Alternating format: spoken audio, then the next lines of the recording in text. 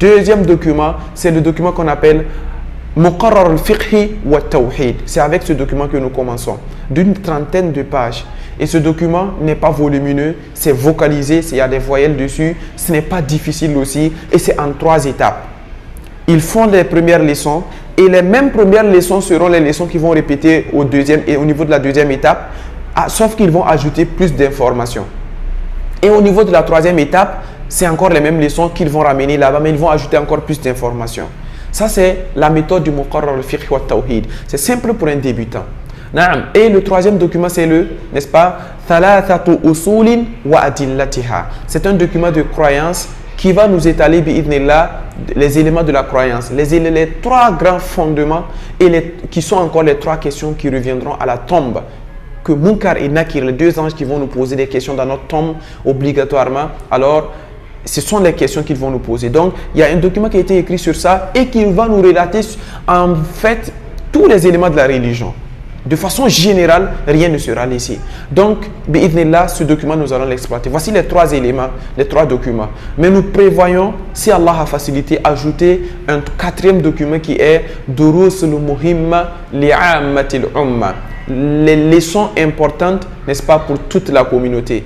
Leçons importantes pour toute la communauté. Et nous allons ajouter cela, Inch'Allah, si Allah a facilité. Donc, 3 ou 4 documents.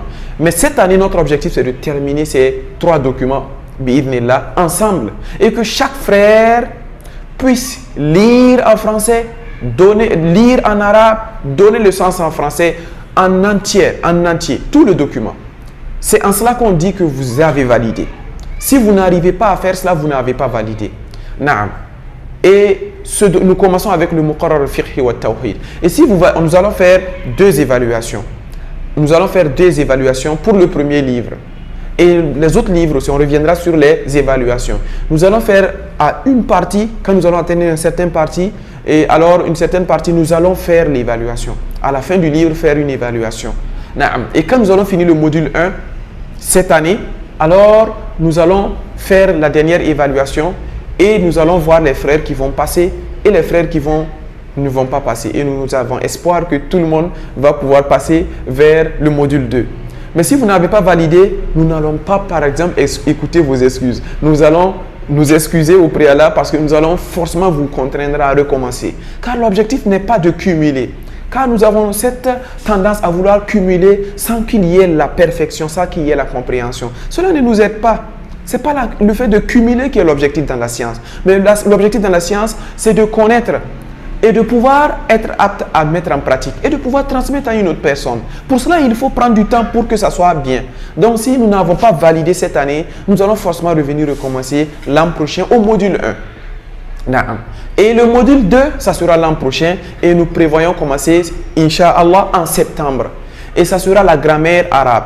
Nous allons apprendre la grammaire arabe. Ceux-là qui ont le souci de comprendre, nous savons que beaucoup se sont inscrits à cause de la grammaire arabe. Certains même pensaient que les modules sont ensemble. Non, les modules ne sont pas ensemble. Si nous voulons que ça soit efficace, on ne peut pas les faire ensemble. Avec l'amour de la science, avec la volonté d'apprendre, les frères veulent qu'on le fasse tout ensemble. Si on fait tout ensemble, alors on ne va pas atteindre notre objectif. Il faut scier, n'est-ce pas, diviser cela en modules. Et le deuxième module, c'est la grammaire arabe. Nous allons voir la grammaire et c'est là que, bi'idhnillah, beaucoup d'autres choses, nous allons augmenter en niveau. Naam.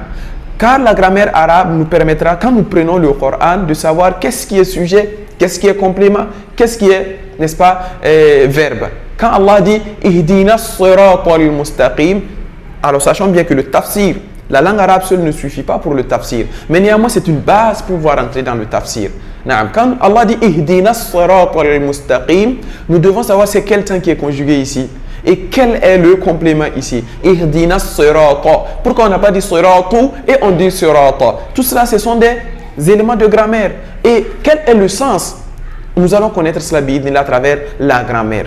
Et quand on dit alhamdulillahi, pourquoi on dit lillahi et on ne dit pas lillahu? Naam, ce sont des éléments de grammaire qu'il faut apprendre. Et la grammaire va renforcer notre langue arabe. La grammaire va nous ouvrir la grande porte. Et nous avons mis ça en deuxième position. C'est le deuxième module. Et si nous validons ce module-là, alors nous allons passer au troisième module qui est le tafsir. De la sourate 58, sourate Qad Sami. n'est-ce pas, Surat al-Mujadala qui commence par Qad Sami, Surat al-Mujadala, c'est la Surat 58 jusqu'à la Surat 114 qui est la Surat al-Nas. Nous devons tous mémoriser cette partie avec tajwid. Parce qu'un encadreur, un futur encadreur ne peut pas réciter avec les Iyaka ala amta alayhim. Non, on ne peut pas accepter cela. Hein? Ou bien qu'ils sont toujours en train de dire na'abudu, Iyaka na'abudu. Là, ça ne va pas. Ou bien min sharri ma halaqa. Ça ne va pas. Nous devons en réalité, ou bien ceux qui disent Qad sami Allahu, Qad sami Allahu. Ce n'est pas comme ça. Alors, parce que lui voit le dal qui est là-bas qui porte soukoun. Et il veut forcément mettre sa soukoun. Ce sont des règles de tajwid qu'il faut qu'on apprenne avec mémorisation. Et c'est pour ça que ça va prendre 2 ans. On va mémoriser et on va apprendre le tafsir partie par partie jusqu'à achever cette partie. Et ça fera 4 ans. Et à l'issue de ces 4 ans, nous avons achevé pour notre session. Nous sommes toujours aussi des étudiants en sciences, donc nous voulons bi'idhnillah donner le peu que nous pouvons, nous sommes sûrs que nous maîtrisons bi'idhnillah, que nous pouvons réellement vous transmettre cela incha'Allah. Nous demandons à Allah de faciliter l'apprentissage pour tous les frères. Nous demandons à Allah de faire que ce que nous allons apprendre ensemble puisse nous être à tous, n'est-ce pas, utile. Naam.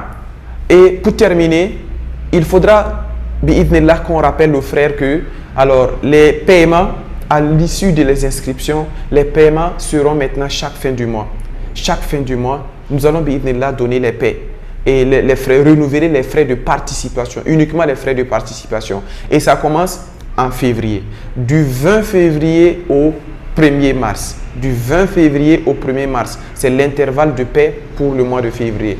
Du 20 mars au 1er, n'est-ce pas, avril, l'intervalle de paie pour le mois de mars. Du 20 avril au 1er mai, l'intervalle de paie pour le mois d'avril. Et du 20 mai au 1er juin, c'est l'intervalle de paie bi'idhnillah pour le mois de mai. Et à partir du 20 juin, c'est l'intervalle de paie, n'est-ce pas, pour le mois de juin. Bi'idhnillah, nous avons donné cet intervalle parce que bi'idhnillah, pour faciliter cela aux frères. Naam. Donc, nous voulons vraiment que les frères s'attachent bi'idhnillah à ce programme. Pour terminer, alors nous avons, là où nous pouvons exercer sur vous une pénalité, c'est 2 éléments. 2 éléments obligatoires. Et nous allons forcément tenir rigueur sur cela et jusqu'à ce qu'on peut même arriver à vous retirer, n'est-ce pas, si toutefois ce n'est pas en réalité rempli. La première des choses, le premier des éléments, il faudra que vous soyez assidus aux évaluations.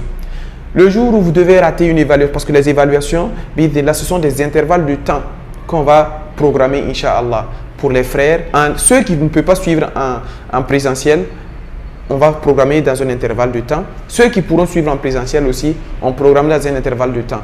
Si vous n'avez pas fait une évaluation, si vous n'avez pas pu réaliser une évaluation, vous devez produire une excuse qui nous montre pourquoi vous n'avez pas fait l'évaluation. Si vous ne produisez pas d'excuses et que vous ne dites rien sur ce sujet, nous avons le droit de vous retirer du groupe.